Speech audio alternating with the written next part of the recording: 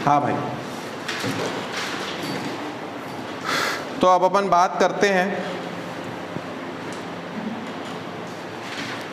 Beam के बारे में। और बीम कैसा मेंबर है? फ्लेक्सर मेंबर है।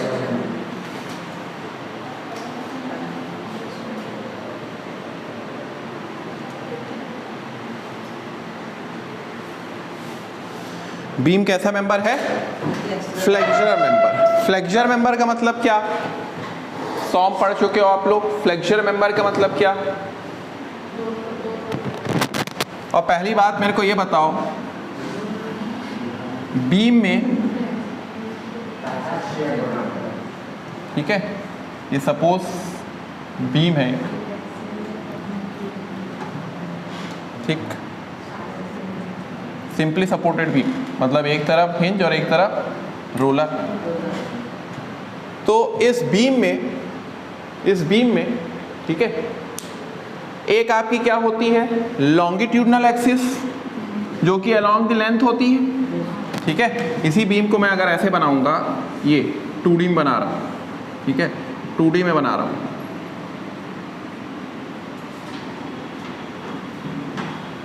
ठीक। तो इस बीम में क्या होती है? Longitudinal axis along the length, ये ऐसे करके अलोंग द लेंथ होगी, ठीक है। अब इस लॉन्गिट्यूडनल एक्सिस के परपेंडिकुलर जो लोडिंग लगती है, इस लॉन्गिट्यूडनल एक्सिस के परपेंडिकुलर जो लोडिंग लगती है, उसको मैं क्या बोलता हूं? कौन सी loading? Transverse loading. Transverse loading longitudinal axis के जो परपेंडिकुलर है, ठीक है, क्लियर? तो उसको मैं क्या बोलता हूं? ट्रांसवर्स लोडिंग, ठीक है। ये इस टाइप से, ये ऐसा है, ये लॉन्गिट्यूडनल एक्सिस है, ये ट्रांसवर्स लोडिंग। तो बीम में हमेशा ट्रांसवर्स लोडिंग लगती है, जिसके कारण बीम बेंड होती है, जिसके कारण बीम क्या होती है? बेंड होती है, ठीक। तो उस बेंडिंग के कारण एक बेंडिंग कंप्रेसिव स्ट्रेस आती है और एक बेंडिंग टेंसाइल स्ट्रेस आती है, ठीक है। ये बीम क्या हो रही है? इसी को मैं अगर मैं उसमें बोलूँ 1D में बनाऊँ, तो ये बीम क्या हो रही है आपकी? इस बीम में ऐसा लोडिंग लग रही है, ठीक है, इस बीम में ऐसा लोडिंग लग रही है। सपोज ये यूनिफॉर्मली डिस्ट्रीब्यूटेड लोड है, तो ये UDL, ठीक है। तो इसके कारण ये बीम क्या होगी? बेंड होगी। तो बीम बेंड होगी, तो अगर ये कैसे बेंड हो रही है? सैग हो रही है, ठीक है, ये ऐसे क्या हो रही है? सैग, ठीक है। और इसका बेंडिंग मोमेंट डायग्राम कैसे बनेगा? ऐसे, सॉम पढ़े हो आप लोग। मैक्सिमम बेंडिंग मोमेंट डायग्राम में ये वैल्यू कितनी हो जाएगी आपकी? WL²/8, ठीक है। तो हम जानते हैं कि अगर इसको मैं एक क्रॉस सेक्शन बनाऊं, इसका मैं बीम का एक क्रॉस सेक्शन लूं, ये B है और ये D है और ये मेरी न्यूट्रल एक्सिस है, तो बीम जो है बेंड होने के कारण उसमें कैसी स्ट्रेस डेवलप होती है? बेंडिंग स्ट्रेस डेवलप होती है, बेंडिंग स्ट्रेस। ये वाला पोर्शन क्या है आपका? Bending compression. और ये वाला पोर्शन क्या है आपका? Bending tension. तो इसी को हम लोग क्या बोलते हैं? Flexural stress. इसी को हम क्या बोलते हैं? Flexural stress. बीम आपकी बेंड हो रही है, उसके कारण न्यूट्रल एक्सिस के ऊपर बेंडिंग कंप्रेशन, न्यूट्रल एक्सिस के नीचे बेंडिंग टेंशन, इसी को हम बोलते हैं फ्लेक्सुरल स्ट्रेस। लग रहा है तो बीम में ट्रांसवर्स लोडिंग ही लगेगी, ठीक है। देखो भाई, ये आपकी है सपोज लॉन्गिट्यूडल एक्सिस,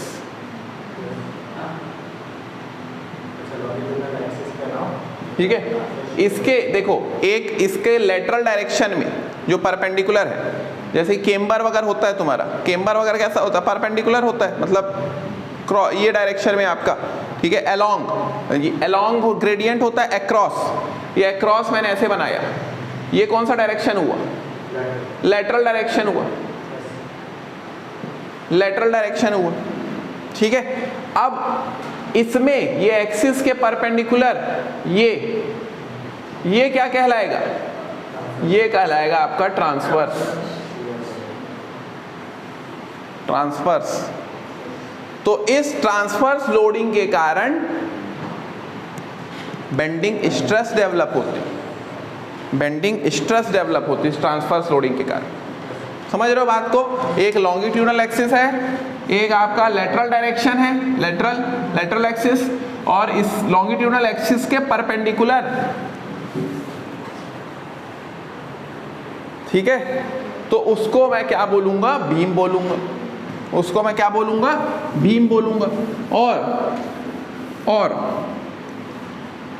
इस बेंडिंग स्ट्रेस की इक्वेशन आप पढ़े हो, ठीक है, इस बेंडिंग स्ट्रेस की इक्वेशन होती है M by I is equal to F by Y is equal to E by R। तो अगर मैं बात करूं, ये मेरा क्या है, मोमेंट है, this is my moment, bending moment, ठीक है, ये आपका बेंडिंग मोमेंट है, ये आपका मोमेंट ऑफ इनर्शिया है, ये आपका फ्लेक्सुरल स्ट्रेस है, फ्लेक्सुरल स्ट्रेस मतलब बेंडिंग कंप्रेशन या बेंडिंग टेंशन, ठीक है। ये y क्या है, डिस्टेंस फ्रॉम एक्सट्रीम फाइबर,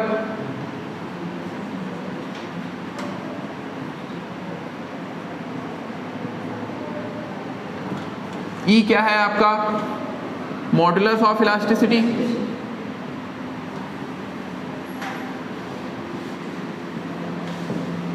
ठीक है, और 1/r क्या है आपका, कर्वेचर, ठीक है, क्लियर। अब इसका कुछ काम नहीं है अभी, अगर मैं सिर्फ इस इक्वेशन को देखूं तो यहां अगर बेंडिंग स्ट्रेस निकालना है मेरे को, तो बेंडिंग स्ट्रेस क्या हो जाएगी, M by I into Y, और Y को अगर मैं नीचे ले आया तो F is equal to M by Z। ये आ गई इक्वेशन, ये आ गई, ठीक है।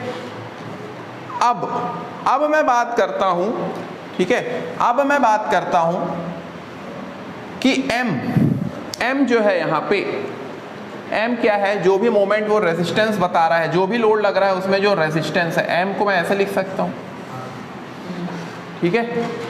तो M is equal to F into Z, ये इक्वेशन क्या बताएगी, ये बेंडिंग स्ट्रेंथ बताएगी, बीम की क्या बताएगी, ये स्ट्रेंथ के बारे में बताएगी, बेंडिंग स्ट्रेंथ के बारे में बताएगी ये इक्वेशन।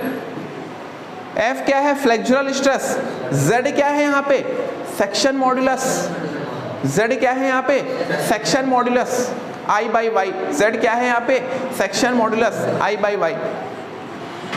क्लियर, समझ पा रहे हो जी, ठीक।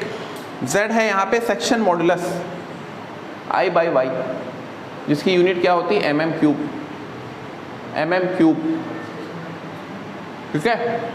अब ये तुमको क्या बता रही है, बेंडिंग स्ट्रेंथ के बारे में बता रही है, और ये किस पे डिपेंड है, फ्लेक्सुरल स्ट्रेस और सेक्शन मॉड्यूलस।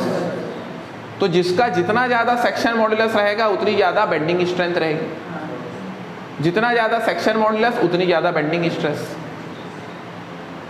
ठीक है।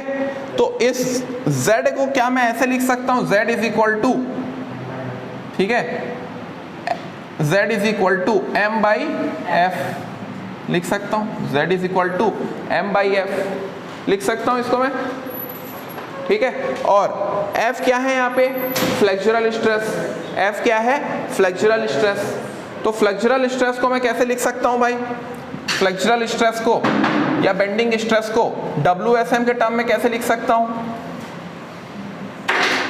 WM के टर्म में कैसे लिख सकता हूं, F is equal to sigma BC या BT। बेंडिंग स्ट्रेस कितनी होती थी वहां पे, 0.66 FY, 0.66 FY, क्लियर, लिख सकता हूं ऐसा, बेंडिंग स्ट्रेस, फ्लेक्सुरल स्ट्रेस। और LSM के टर्म में कैसे लिख सकता हूं मैं इसको, FY upon 1.1, F Y upon 1.1, यहाँ लिख देता हूँ एफ वाई अपॉन 1.1 LSM में, ठीक। वो शेयर के कारण √3 लिए थे हम लोग, क्योंकि वहाँ पे शेयर में फेल होता था, तो maximum principal strain energy theory से हम लोग वहाँ पे लिए थे। क्लियर? तो ये क्या है, मैक्सिमम पर WSM में मैक्सिमम परमिसिबल बेंडिंग स्ट्रेस, ठीक है। आई बात समझ में? 100 में पढ़े हो आप लोग ये सारी चीजें। फ्लेक्सुरल स्ट्रेस क्या होता है उसी का मैंने बेसिक बताया कि बीम कैसा मेंबर है, एक फ्लेक्सुरल मेंबर है। बीम कैसा मेंबर है? Flexural member. तो इसमें फ्लेक्सुरल स्ट्रेस आती है, और फ्लेक्सुरल स्ट्रेस क्यों आती है? Because of transverse loading. और ट्रांसवर्स लोडिंग कैसे लगती है? लॉन्गिट्यूडनल एक्सिस के परपेंडिकुलर लग रही है। तो इस ट्रांसवर्स लोडिंग के कारण फ्लेक्सुरल स्ट्रेस डेवलप होती है। तो फ्लेक्सुरल स्ट्रेस आप देखे होगे, बीम अगर सैग हो रहा है तो फ्लेक्सुरल स्ट्रेस लीनियर वेरी करती है, पूरे क्रॉस सेक्शन में लीनियर वेरी करती है। तो न्यूट्रल एक्सिस में 0 रहेगी, और न्यूट्रल एक्सिस के ऊपर बेंडिंग कंप्रेशन और नीचे बेंडिंग टेंशन, ठीक है। तो मैक्सिमम ये कहाँ पे रहती है? एक्सट्रीम फाइबर पे। एक्सट्रीम फाइबर पे बेंडिंग स्ट्रेस मैक्सिमम रहती है, ठीक है। और बेंडिंग स्ट्रेंथ हम कैसे पता करते हैं? M = F/Z। तो जितना ज़्यादा सेक्शन मॉड्यूलस रहेगा उतनी ज़्यादा बेंडिंग स्ट्रेंथ रहेगी, उसमें बीम की स्ट्रेंथ रहेगी उतनी ज़्यादा, ठीक है। क्लियर हुआ? ऐसी लिख लो, ऐसी जल्दी से, फिर आगे बढ़ते हैं। बेसिक्स है ये कि beam is a structural member subjected to transverse loading.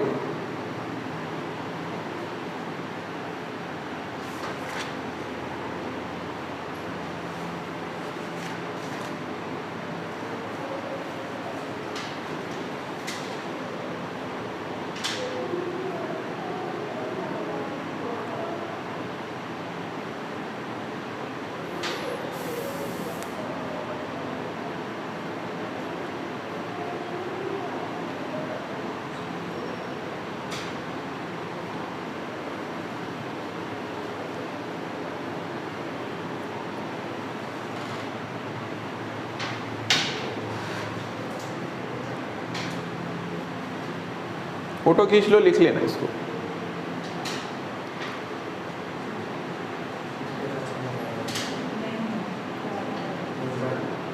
Basic ही है, इसको आप सॉम वगैरह में पढ़े हो।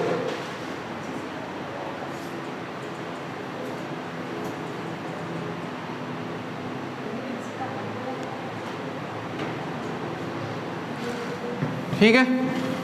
अब देखो, बेहतरीन कॉन्सेप्ट मैं बता रहा हूं, और पूरा ध्यान यहाँ पे रखो कि देखो भाई, अब जो आप लोग ये इक्वेशन देखते हो बेंडिंग स्ट्रेस की इक्वेशन, ठीक है, ये जो बेंडिंग स्ट्रेस की इक्वेशन है ये प्योर बेंडिंग के लिए, किसके लिए है ये M/I = F/Y = E/R। ये किसकी इक्वेशन है? प्योर बेंडिंग की इक्वेशन, प्योर बेंडिंग की इक्वेशन। क्लियर? प्योर बेंडिंग की इक्वेशन। और याद करो, आप लोग सॉम पढ़ते समय आपने ये भी देखा होगा कि हम ऐसे करके बीम लेते थे और उसमें भी 3 पॉइंट लोडिंग P और P। तो सर बताए होंगे कि इसका बेंडिंग मोमेंट डायग्राम कुछ ऐसे बनता है, ठीक है, और शियर फोर्स डायग्राम कुछ ऐसे बनता है।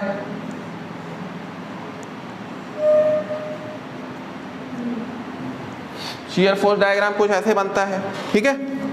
ये है आपका BMD, ये है आपका SFD, ये आपका BMD और ये आपका SFD, ठीक है। तो अब ये जो इक्वेशन है ये सिर्फ और सिर्फ प्योर बेंडिंग के लिए है। प्योर बेंडिंग कहाँ पे हो रही है? सिर्फ इस पोर्शन पे हो रही प्योर बेंडिंग, यहां पे क्योंकि शियर भी है। तो जहां पे सिर्फ प्योर बेंडिंग है उसी की ये इक्वेशन है। इसका मतलब जैसे कि ये तुम्हारी कैंटिलीवर बीम है, कैंटिलीवर बीम है, ठीक है। तो ये कैंटिलीवर बीम में सिर्फ और सिर्फ अगर ऐसा मोमेंट हो रही है, ये ऐसे बेंड हो रही है, तो सिर्फ आपकी प्योर बेंडिंग इक्वेशन तभी ही लगेगी, तभी लगेगी, ठीक है। मगर वहीं अगर ये लेटरल डायरेक्शन में अगर मूव कर रही है ऐसे लेटरल डायरेक्शन में, तब ये इक्वेशन वैलिड नहीं होगी। तो आपको बीम को ऐसा लेटरल डायरेक्शन में मूवमेंट होने नहीं देना है, तभी आपकी ये प्योर बेंडिंग इक्वेशन लगे। बीम ऐसे भी मूवमेंट, बीम ऐसे मूवमेंट हो रही, बेंडिंग में ऐसे मूवमेंट हो रही, बेंड हो रही है ऐसे। अगर मैंने अभी तुमको बताया लेटरल एक्सिस अगर लेटरल डायरेक्शन में ऐसे मूव करेगी, लेटरल डायरेक्शन में मूव करेगी, तो ये इक्वेशन आप नहीं लगा पाओगे, दिक्कत आएगी। क्लियर?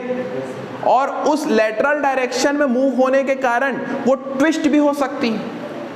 वो क्या हो सकती है? ट्विस्ट भी हो सकती है। तो उसको मैं बोलता हूं क्या? Twisting, local buckling. उसको ट्विस्टिंग को क्या मैं बोलता हूं? लोकल बकलिंग या लोकल टॉर्शनल बकलिंग। उसको मैं क्या बोलता हूं? Local torsional buckling. ठीक है, एक इमेजेस मैं तुमको भेज रहा हूं ग्रुप में, इस इमेजेस को देखो, बीम की इमेजेस है ये, ठीक है, बीम की इमेजेस है। इन इमेजेस को देख के समझो।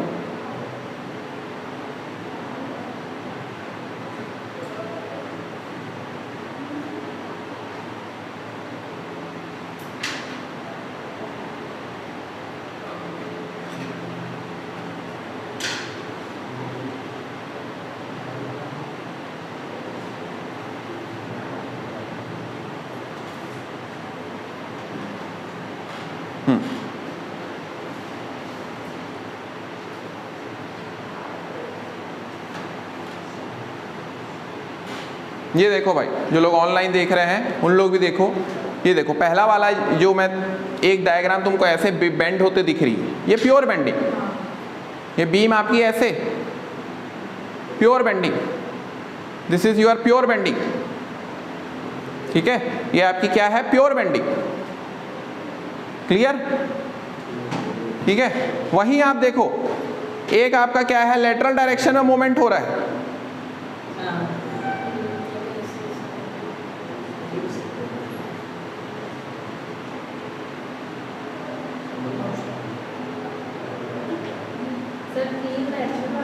ठीक है, एक आपका ऐसे सिर्फ लेटरल डायरेक्शन में मूवमेंट हो रहा है, और एक देखो लेटरल डायरेक्शन में बहुत ज़्यादा ट्विस्ट हो जा रहा है। ठीक है, ये देखो लेटरल डायरेक्शन में बहुत ज़्यादा ट्विस्ट हो जा रहा है, तो इसको हम बोलते हैं local torsional buckling. Local torsional buckling, ठीक है, लोकल टॉर्शनल बकलिंग।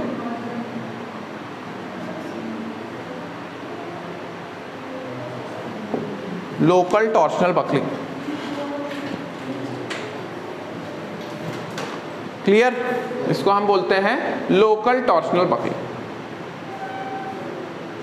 क्लियर? समझ पा रहे हो जी? समझ रहे हो? तो अब मैंने क्या बताया आपको कि ये जो प्योर बेंडिंग इक्वेशन है किसके लिए वैलिड है? सिर्फ और सिर्फ प्योर बेंडिंग के लिए है। लेटरल मूवमेंट अपने को होने नहीं देना है। कंप्लीट समझ रहे हो बात को? तो अब उस लेटरल मूवमेंट को हम लोग कैसे आइडेंटिफाई करेंगे वो अभी मैं बताऊंगा तुमको। अब दूसरी बात करते हैं हम, जो आपकी बीम, ठीक है, की डिजाइन या बीम की डिजाइन तीन क्राइटेरिया में, खासकर तीन नहीं, एक दो प्रकार के क्राइटेरिया, एक प्राइमरी क्राइटेरिया होता है और एक सेकेंडरी क्राइटेरिया होता है। ठीक है, एक प्राइमरी क्राइटेरिया है आपका, मतलब तुमको मैं बता दूं, एक है आपका स्ट्रेंथ क्राइटेरिया,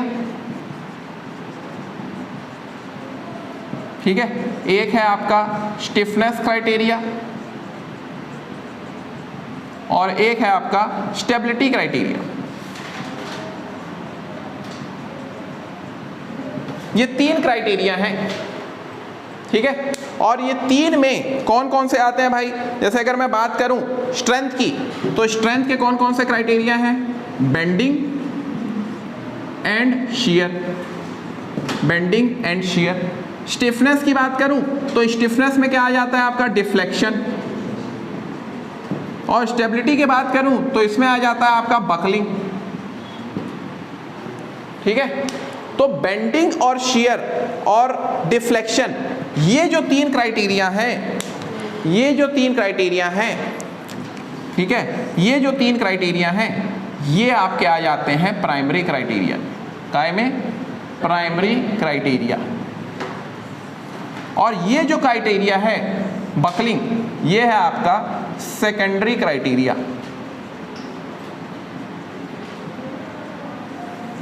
सेकेंडरी क्राइटेरिया, ये आपका क्या है? Secondary criteria. समझ रहे हो जी? तो बीम आपकी खासकर बेंडिंग, शियर और डिफ्लेक्शन के बेसिस पे डिजाइन होती है। बेंडिंग, शियर और डिफ्लेक्शन के बेसिस पे डिजाइन होती है, ठीक है। मगर हम यहाँ पे एक सेकेंडरी क्राइटेरिया भी लेते हैं, वो है आपकी बकलिंग। जैसे कि अभी मैंने आपको बताया था, एक टॉर्शनल बकलिंग, लोकल बकलिंग। तो बकलिंग भी हो रही है। क्यों हो रही है? लेटरल मूवमेंट के कारण। समझ रहे हो? बीम क्यों बकल हो रही है? लेटरल मूवमेंट के कारण। अगर लेटरल मूवमेंट होगा तो उसमें local buckling, local torsional buckling होगी। तो ये आपका सेकेंडरी क्राइटेरिया है, ठीक है। तो इन बेसिस पे हम क्या करेंगे? बीम को डिजाइन करेंगे। इन बेसिस पे हम क्या करेंगे? बीम को डिजाइन करेंगे। क्लियर? समझ पा रहे हो जी? तो आगे हम इसी को अभी देखेंगे। उससे पहले हम टाइप्स नहीं, कौन कौन से बीम होती हैं जनरली उनको देखते हैं। जॉइस्ट किसको बोलते हैं? गर्डर किसको बोलते हैं?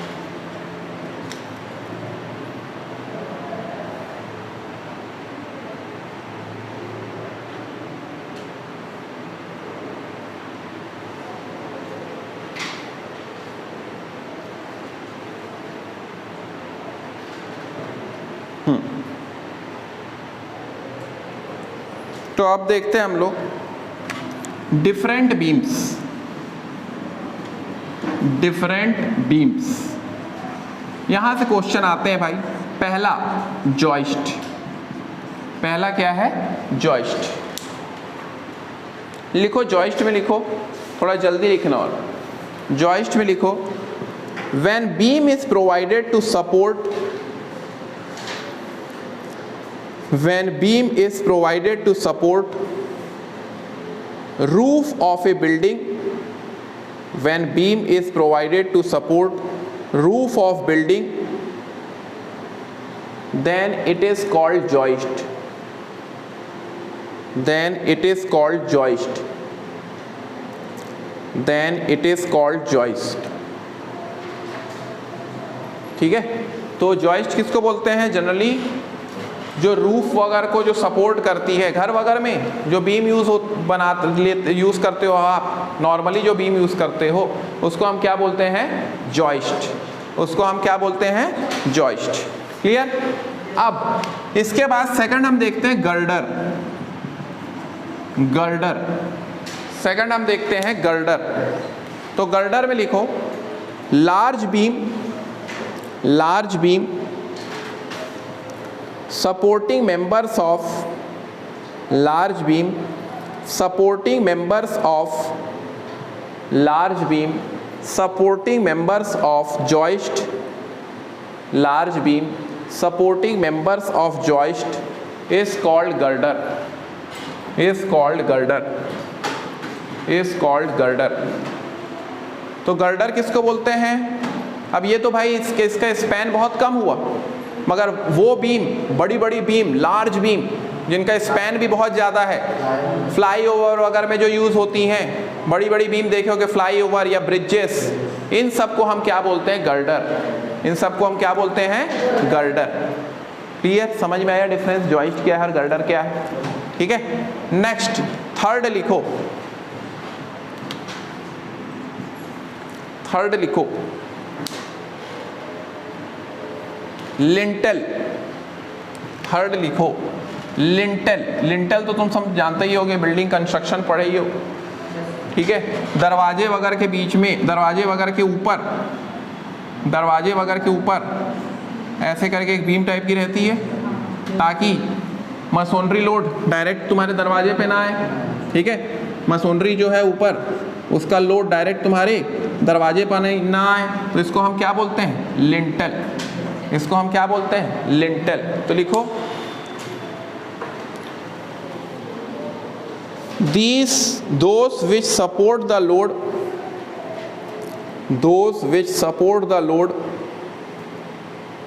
from the masonry, those which support the load from the masonry, those which support the load from the masonry over the opening, those which support the load from the masonry over the opening, such as windows, comma door opening, such as windows, comma door opening, is called lintel, is called lintel, is called lintel.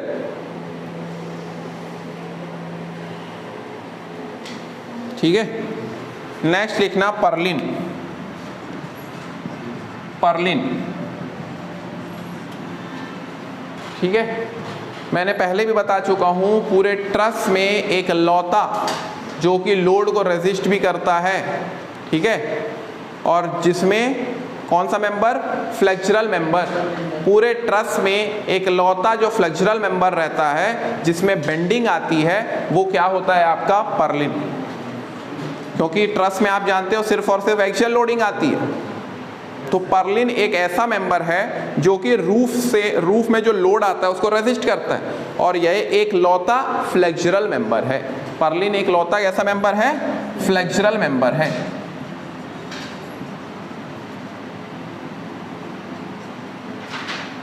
तो लिखो Perlin, लिखो a beam which carry roof load, a beam which carry roof load in truss, a beam which carry roof load in truss is called purlin, is called purlin।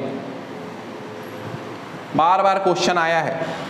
and purlin is the only beam member in truss, and purlin is the only beam member in truss, Perlin is the only beam member in truss। Next लिखो girt, next लिखो girt, next लिखो girt. Girt में लिखो ए horizontal beam, A horizontal beam spanning the wall column, A horizontal beam spanning the wall column of the industrial building, of the industrial building, of the industrial building used to support wall covering, used to support wall covering, used to support wall covering is called girt, is called girt। तो generally ये industry वगैरह में use होती है, और ये एक प्रकार की क्या है, हॉरिजॉन्टल बीम, और ये जनरली कहाँ पे होती है, आउटर पेरीफेरी को कवर करती है, किसको, आउटर पोर्शन को। क्लियर। इसके बाद नेक्स्ट लिखना स्पेंड्रल, स्पेंड्रल, स्पेंड्रल, ये सब बीम है भाई, डिफरेंट बीम। स्पेंड्रल, स्पेंड्रल में लिखो exterior at the floor level of building, exterior at the floor level of building, exterior at the floor level of building which carries a part of, which carries a part of floor load, which carries a part of floor load, which carries a part of floor load and that of the exterior wall, and that of the exterior wall is called spandrel, and that of the exterior wall is called स्पेंड्रल। ये भी आपकी जो है कैसी beam है, exterior beam है, मतलब कौन सी, आउटर पेरिफेरी को कवर करने वाली, जो वॉल कॉलम को कवर करती है जो बीम। वॉल कॉलम मतलब क्या हुआ, ये एक प्रकार से आउटर पेरिफेरी। तो जो आउटर पेरिफेरी में जो बीम यूज होती है, जो एक्सटीरियर बीम है, एक्सटीरियर मतलब क्या, बाहर, एक्सटीरियर पोर्शन में जो यूज होती है उसको हम क्या बोलते हैं, स्पेंड्रल। अब एक और बीम तुमने सुने होंगे, स्ट्रिंजर। ये बार बार क्वेश्चन आते हैं एसएससी जेईई वगैरह में, स्ट्रिंजर, स्पेंड्रल, पर्लिन, लिंटल, ये बार बार क्वेश्चन आ चुके हैं। ठीक है, स्ट्रिंजर किसको बोलते हैं, स्ट्रिंजर किसको बोलते हैं, किसको बोलते हैं स्ट्रिंजर? रख दो ना, मोबाइल को रख दो साथ में। स्ट्रिंजर किसको बोलते हैं? हाँ, सीढ़ी में जो जनरली जो यूज होती है सीढ़ी के बेस पे, उसको हम क्या बोलते हैं, स्ट्रिंजर बोलते हैं। उसको हम क्या बोलते हैं, स्ट्रिंजर। तो लिखो स्ट्रिंजर को लिखो, it is a longitudinal beam, it is a longitudinal beam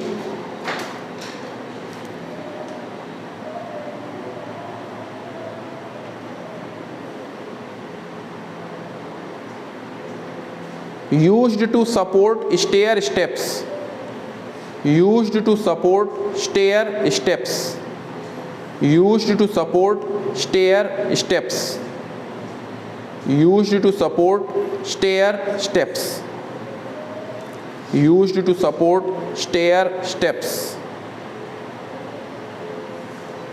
used to support stair steps।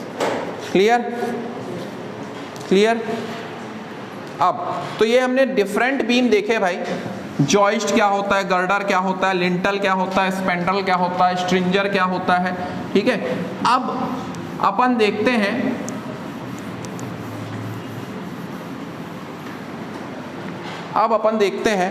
Types of beam, types of beam. और जनरली दो प्रकार के टाइप की बीम होती हैं। एक होती है आपकी लैटरली सपोर्टेड बीम, एक होती है आपकी लैटरली सपोर्टेड बीम, और एक होती है आपकी लैटरली अनसपोर्टेड बीम।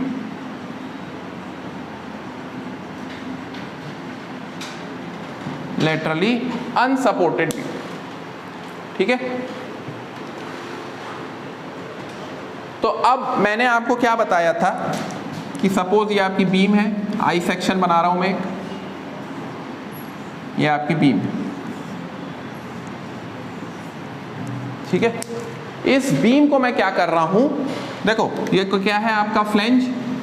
ठीक है, और कौन सा flange, compression flange, compression flange. ठीक है, ये क्या है आपका वेब, और ये क्या है आपका, ये भी टेंसाइल फ्लेंज, टेंशन फ्लेंज, क्योंकि न्यूट्रल एक्सिस के नीचे। ठीक है, वेब किसको रेजिस्ट करता है, वेब रेजिस्ट शियर, और फ्लेंज किसको रेजिस्ट करता है, बेंडिंग, रेजिस्ट बेंडिंग, बेंडिंग को रेजिस्ट करता है। ठीक है, अब इस कंप्रेशन फ्लेंज को मैं लेटरल मूवमेंट होने नहीं दूंगा। अभी मैंने बताया था कि प्योर बेंडिंग के लिए आपकी बीम सिर्फ बेंड होना चाहिए। अगर उसमें लेटरल मूवमेंट होगा तो हम उसमें प्योर बेंडिंग का केस नहीं लगा सकते, फ्लेक्सुरल स्ट्रेस नहीं लगा सकते। तो उसके लिए लेटरल मूवमेंट ना हो तो मैं क्या करूंगा, इस कंप्रेशन फ्लेंज को, इस कंप्रेशन फ्लेंज को क्या कर दूंगा, लेटरली सपोर्ट, या तो प्रीकास्ट स्लैब या शियर कनेक्टर, इन सब से मैं क्या करूंगा, इसको स्लैब के अंदर फिक्स कर दूंगा, लेटरली सपोर्ट करूंगा। समझ रहे हो, मैंने क्या कर दिया, लेटरली इसको सपोर्ट कर दिया, लेटरली इसको क्या कर दिया, सपोर्ट कर दिया। तो ये आपकी क्या हो गई, लेटरली सपोर्टेड बीम। ये आपकी क्या हो गई, लेटरली सपोर्टेड बीम। लिख लो, लेटरली सपोर्टेड बीम में लिखो। हाँ नहीं, नीचे में नहीं, सिर्फ कंप्रेशन फ्लेंज को सपोर्ट करते। लिखो इसमें, if the compression flange of the beam, और जनरली देखे होगे कंप्रेशन फ्लैंज स्लैब के अंदर रहता है, if the compression flange of the beam is completely restrained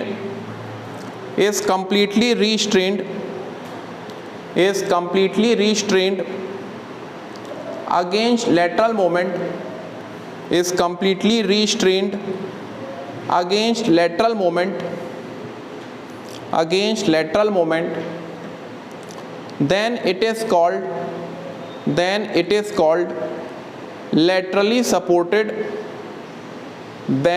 called laterally supported restrained beam.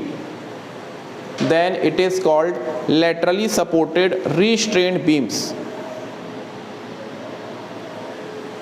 ठीक है, then it is called laterally supported restrained beam. Clear?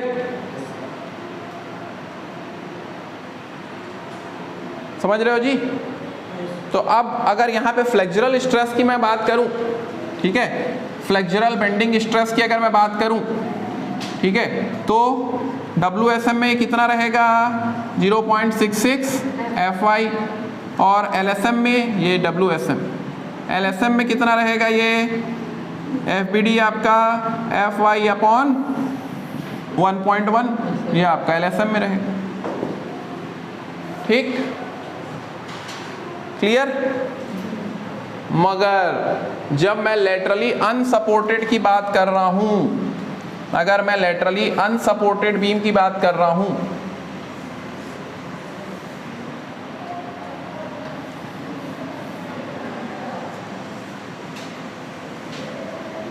Laterally unsupported beam की अगर मैं बात कर रहा हूं,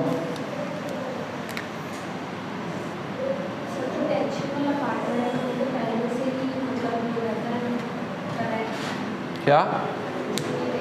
हाँ भाई, बीम किससे कनेक्ट रहता है? जमीन से कनेक्ट रहता है। वो थोड़ी कनेक्ट रहेगा, वो तो आपका कॉलम में लगे रहेगा, कॉलम या पियर जिसमें भी लगे रहेगा। आप सिर्फ और सिर्फ किसको सपोर्ट कर रहे हो? कंप्रेशन फ्लैंज को। किसको सपोर्ट कर रहे हो?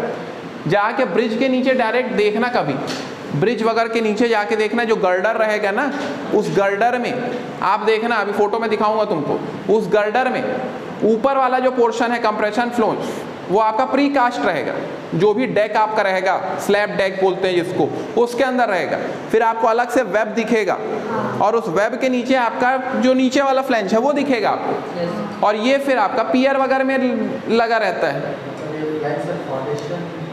हाँ, अरे बीम के नीचे क्या है? कॉलम है ना, तो कॉलम में, अब उसमें भी उस कॉलम के नीचे आप देखोगे बियरिंग्स लगे रहते हैं वहाँ पे, बियरिंग्स, ठीक है। फिर वहाँ से आपका एक क्या, क्योंकि सडन डायरेक्ट लोड आपका उस पर मत आए, पियर्स वगैरह पे ना आए, ठीक है। तो हाँ, फ्लैंज के बाद, हाँ यहाँ पे हम नहीं देंगे ना, ये इसके नीचे आपका वो आ गया, इसके नीचे आपका कॉलम वगैरह या पियर वगैरह आ गया। हाँ, वो नहीं है, इस सिर्फ अपने को इसको रोकना है, इसके लेटरल मूवमेंट को रोकना है, ठीक है। और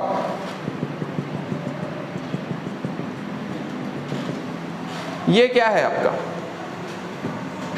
ये प्री कास्ट स्लैब। अब ये प्री कास्ट स्लैब में हम क्या करेंगे? प्री कास्ट स्लैब में नहीं, ये जो बीम है, ये बीम आपकी क्या हो जाएगी? Laterally unsupported. यहाँ पे हम कंप्रेशन फ्लैंज को क्या कर रहे हैं? कंप्रेशन फ्लैंज को क्या कर रहे हैं हम? लेटरली सपोर्ट नहीं कर रहे हैं। अरे समझ रहे हो ना यार, अभी मैंने बताया था ऐसे ऐसे जो मूवमेंट हो रहा था, लेटरल मूवमेंट है। इस लेटरल मूवमेंट को रोकने के लिए मैंने क्या किया? यहाँ पे लेटरली सपोर्ट किया।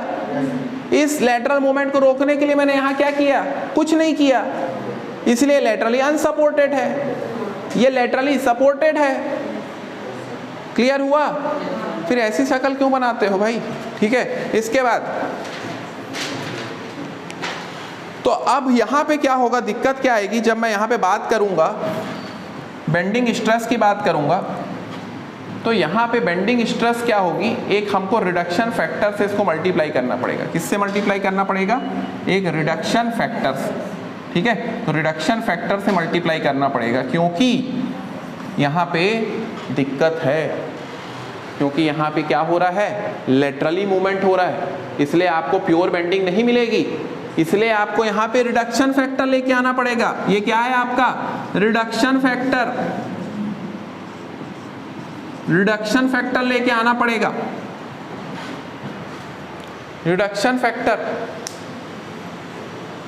ठीक है।